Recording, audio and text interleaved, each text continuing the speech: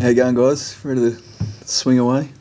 Yeah, do you want to give us your thoughts, Sam, on how that draw looks and maybe what stands out for you and Yeah, sure. how it's looking? Yeah, well, I mean, firstly, really exciting to have the draw announced for our supporters, isn't it? I think,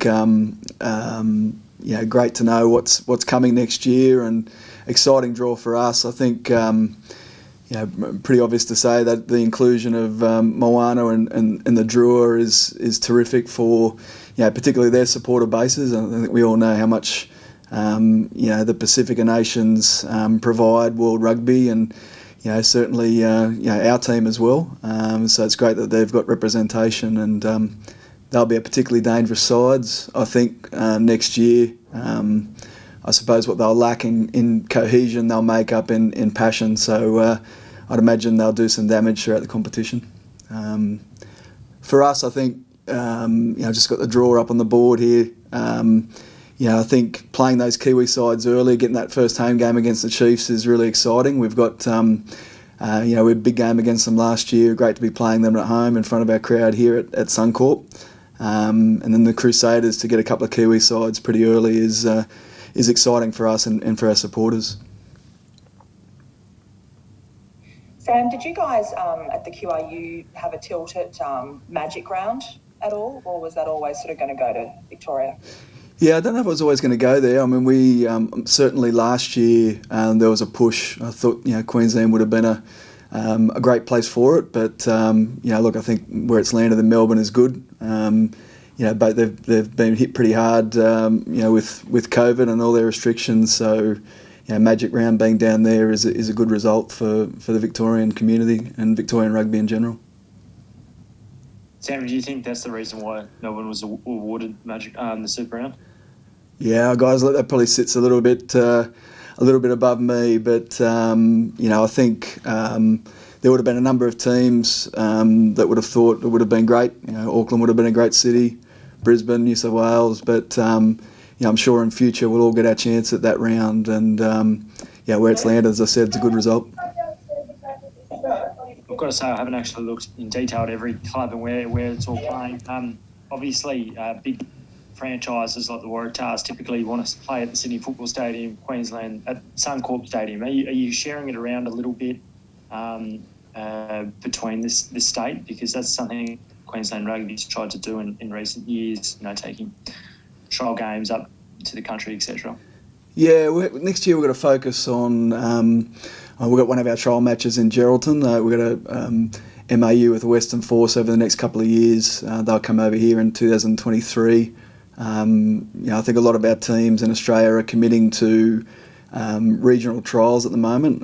Obviously last year's game, that opportunity to play against the Chiefs up in Townsville was a great one, and I'm not sure whether that opportunity will present again this year, but certainly what we've got our eye on in the future is making sure that we've got Super Rugby matches playing out in the regional centres in years to come.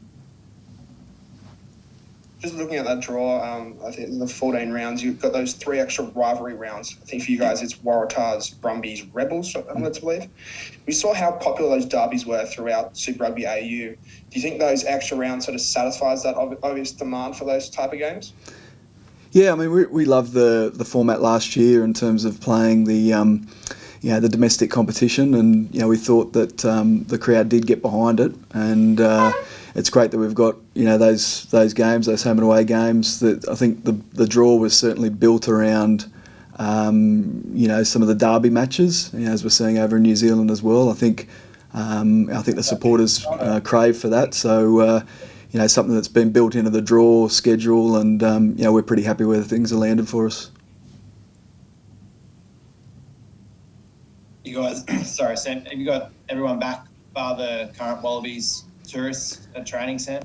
Yeah, so all our Wallabies have had their leave, and we're back on deck as of last week. So went through a bit of battery of testing early doors, but just being integrated back into full training this week. So pleasing to have those guys back. They enjoyed a good break and ready to rip in for 2022 now. It's exciting to have them back, actually.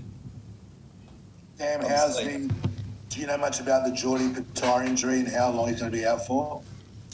Yeah, my understanding is it's only a minor hamstring strain, which hamstring strain can take you out for a couple of weeks, as you know, and with only 2 tests remaining. It's unfortunate to rule Geordie out for those games, but I'd suggest he'll get his block of leave, and he'll be ready to go for 2022.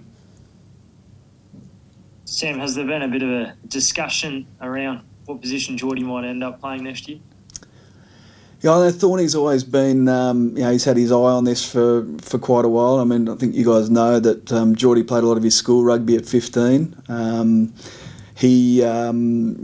seen that as a potential opportunity for Geordie in 2022. My understanding was that, if he was going to be fit, he would have got an opportunity to put his hand up during that Barbars game. Unfortunately, that hasn't come to fruition, but... without giving too much away, I'm sure that Thorny sees that as a future position for Geordie. Whether it's in 2022, we'll see. And what about the lessons learnt from Sully Vunivalu? He didn't get too much of a crack this year.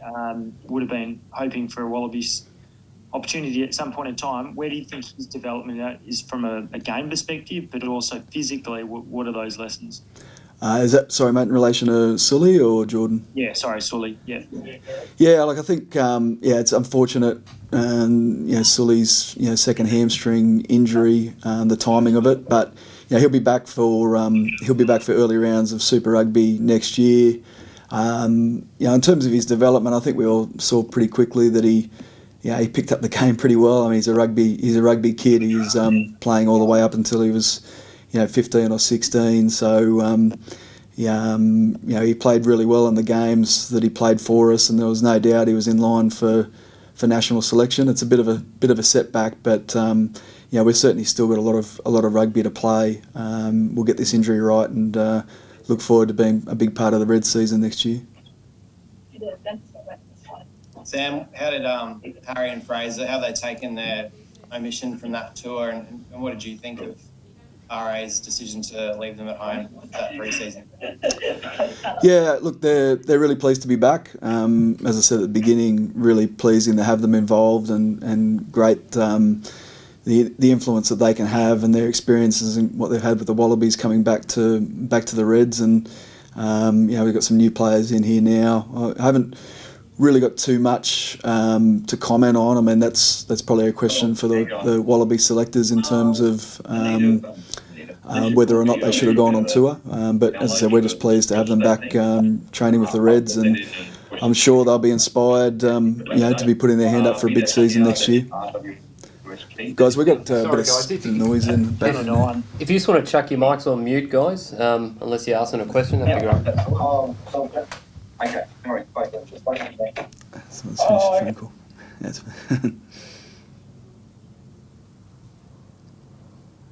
Yeah, I guess they're gonna have plenty of fire in the belly this season. Like watching from afar, I know there was reasons for them not to be there that were spelt out, but the motivation must be high to show that they have improved or done what they needed to get back. Yeah, no one wants to miss out on selection, do they? In terms of the spring tour is one of those tours that everyone wants to be part of. Playing in front of 82,000 at Twickenham and big crowds at Murrayfield. I'm sure there would have been a level of disappointment, but we're certain that they'll channel that in the right direction to have a big season for the Reds and the Wallabies next year. There's a lot happening, Sam, with the Giteau law under review. Where do you think the balance lies? Yeah, I think there is, Georgina, I think there is a need for balance. I also think we need to tread lightly around where we're going. My understanding is there's some discussions to be had later in the year. I'm not aware of actually what the current policy is or where it will be, but I certainly a believer that the state unions need to have, there needs to be some level of consultation. I mean, at the moment, we invest in over 80% of the player spend. So, significant changes to this law or this policy do have the potential to impact on our ability to perform in the competition that we're here to talk about today. So, certainly not a big believer in the carte blanche approach to it. I think it needs to be measured, and I really do believe that we've got to have a deeper look into the current contracting model and where the opportunities lie. To be retaining some of this talent. And a lot remains untested at the moment, in my view, in terms of the contracting framework. We've got, opportunities around flexible contracting and sabbaticals and, some discussions around amended term contracts and different things that we can embed into a new CBA that could be advantageous to retain players. And, don't always like to talk to New Zealand, what New Zealand are doing well, but, if you look at the players that have been on sabbaticals over the last number of years and come back, made meaningful contribution to the national program, that doesn't come without good planning, and that's where we've got to get to as a game. So have you got genuine fears that I think it seems pretty clear as mud about what's going on in terms of who's getting picked from overseas and not, but do you feel like if it continues under what's happened this year that there'll be more and more players that leave Queensland? Well, it's not just Queensland, Christy. I think you've got to look at the whole system, and put yourself in a player's shoes back here and working hard in pre-season, and potentially being passed over for opportunities for players that have made decisions to leave. For whatever reason that might be. I just think we need to be thinking, long and hard about. Where this decision goes, and I'm not suggesting that there doesn't need to be some level of flexibility to be allowing us to select players from overseas, but there needs to be a threshold as well. I think a threshold of entitlement to they've made a significant contribution to the game in Australia. Otherwise we're going to see the doors open pretty quickly. And I think it was you or Georgina might have reported on that recently, and Dave Rennie made comment to that end. More broadly, with the amount of input you're getting or will get, Sam, I know there's obviously a push to centralise things for a number of reasons, but have you got a say, do you think, at the moment? Yeah, look, my understanding is those conversations are coming. In terms of the centralisation discussion, I'm not a big believer in that word centralisation. I think I'd prefer to hear alignment. And to be honest, guys, I really think that Queensland is a working model of what alignment is at the moment in terms of the national framework. I mean, if you look at examples, our staff are appointed in consultation with Rugby Australia. Our top values are played. Our top players are valued by RA within the system, and we've got a GM panel that functions quite regularly in collaboration around the game. So, I mean, we believe in aligned values, systems, and processes. We certainly believe in transparency, and I think diversity of viewpoints is an important part of the game in Australia. You have to move cautiously around a single body making all the decisions around the game in Australia. But one thing that we certainly believe in is a competitive advantage, and we don't believe in a system that aims to equalise. That competitive advantage is something that every team needs to aspire for. On the Giteau law, to take you back, sorry, Sam, when you talk about a level of contribution, do you support further tweaking, or do you think it's pretty much right where it is? So, Georgina, just in terms of where the current policy's sitting, in terms of that sort of, that kind of thing.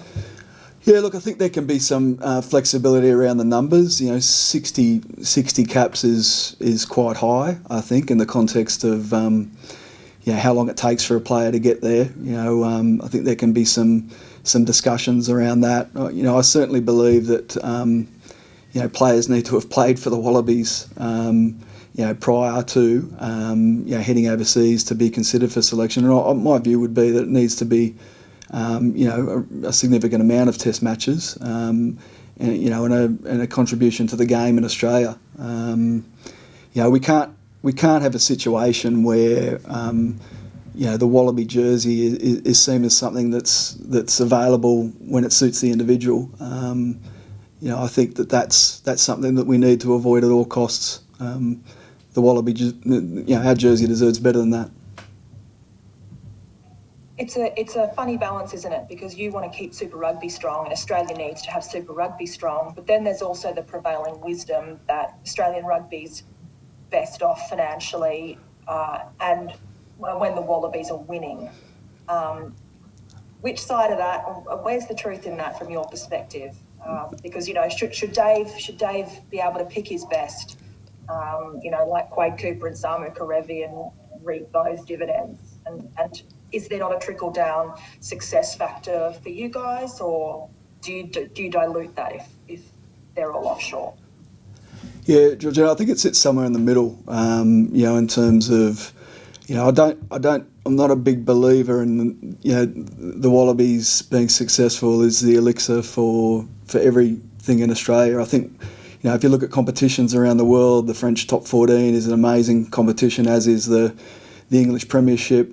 Japan top league's growing, significantly as well. They're competitions that are strong and underpinning national programs. We've got to make sure that, the Australian competition is, the domestic competition in Australia is strong, and that's to the benefit, of Rugby Australia, but also giving that flexibility of selecting players who meet a criteria. And, one of the players you mentioned there, Georgina, is Quade Cooper, who meets the entitlement threshold to be selected from overseas. And those windows to select those players who meet the entitlement is really clear. Reg 9 is spelled out explicitly.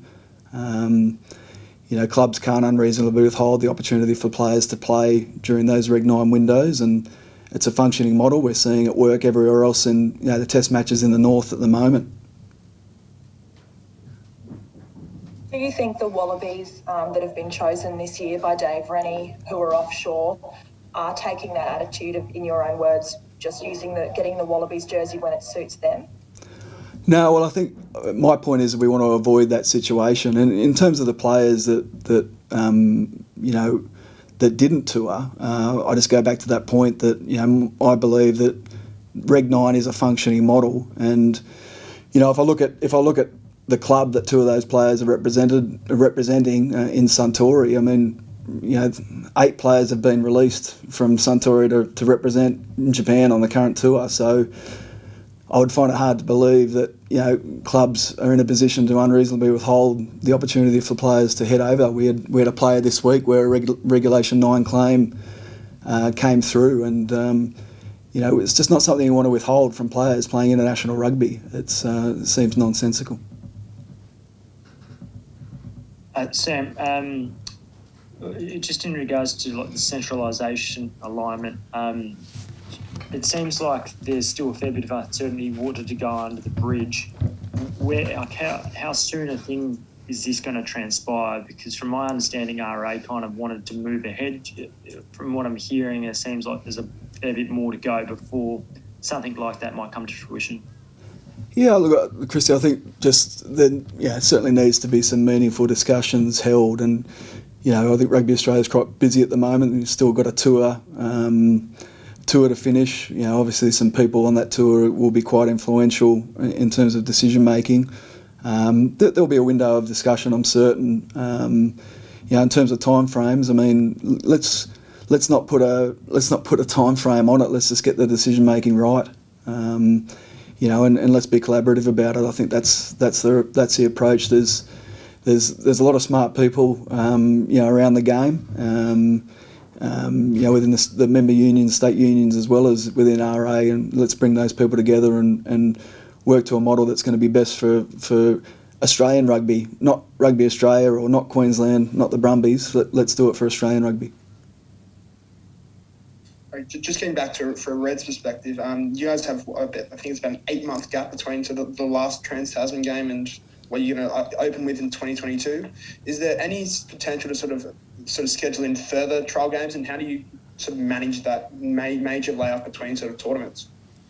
So is it just in relation in between 2022, 2023 seasons, or between 21 and 22? Like the trial games. Like how do you sort of keep player fitness, that sort of stuff? Yeah, again, I mean that's a good discussion to have. From a national approach, I think one of the we've had two attempts to to have a national domestic competition, and both have fallen over for different reasons. What we've got to pick, we've got to stick with, I think, in future. We've got some ideas up here in Queensland, that we'd like to discuss. Around playing some meaningful games at the back end of the competition that would connect us to our community programs, which is important for us. The opportunity to potentially align that with tour matches that obviously will open up in a post-COVID environment. I think there's opportunities that exist there, but they're discussions to be held down the track. And at the moment, we've got in Queensland, we're fortunate to have a terrific competition in the Hospitals Cup that we can rely on, to draw on players, and a bit of a depth of talent there. We're keen to invest in that competition. We certainly have a number of Reds players that drop back there frequently to support the local competition, and that's a strong part of our alignment going forward. But you're right, there is a bit of a gap where we need to provide some meaningful games. That our view is that's one pretty significant difference between us and our counterparts over there in New Zealand, is that Bunnings Cup that's existed for decades on decades. That's a real competitive advantage that they have over there, that underpins their Super Rugby teams, and we need to find something of that model to continue the development of players around the country. From your perspective, what would that look like in order to make it sustainable and also successful? I don't have the immediate answer. I know that the geography of Australia makes that quite difficult, doesn't it? I mean, the Western Force are doing a great job over there, but anything that includes them almost doubles the cost of a competition. I know Rugby Australia has probably seen that, in the past. But we do need to be, bringing some minds together to think about what that looks like at the back half of the year. It'd be really easy for us to, make a decision around what suits Queensland in that space. We do have some ideas, but it needs to be a national approach around what's going to be best for Australian rugby. Sorry, Sam, can I just ask, do you support broadly the idea of sabbaticals, players going up every now and again to have a season in Japan? Yes, it's part of our planning as well. As I said, a number of those contracting frameworks, as I said, remain untested in Australia, and being developed and in collaboration amongst all of the GMs and with Rugby Australia. They're only in their infancy, and I think it helps with the player evaluations, and we're knowing that players would like that opportunity. I mean, I myself as a player, experienced playing over in France for a number of years, and it's one of the great experiences for players. And you've got to plan for it. You've got to bear in mind that we're going to confront periods of times when players are just going to get those outlier offers that we may not be able to compete with here, but the opportunity to get them back is important, and the contracting frameworks that we put in place are important to support us retaining players here in Australia, because we've got supporter bases that want to see these guys regularly be playing at home, right? And is that the best way to keep a guy like Taniela Tupou, who is probably one of the most recognisable Wallabies in Australia and perhaps around the world? Yeah, well, I mean, he's a really good example, Chris. I mean, he's off contract after the World Cup, and we know the risk of players that are departing there, and we've got to be strategic around how we make these decisions to retain them, and that might mean losing them for a year or so. I've got a firm belief that players actually want to represent their states, and that's important. But they also want the experience to be able to go overseas and earn some money, and that's only right. It's only fair. But we've got to provide more flexibility around a model and test some things out. And I think we've got those frameworks that exist in there at the moment. I think the only example we have had around a flexible contract is Michael Hooper, and for mine, he's in career best form at the moment. So there's some opportunities to look at there.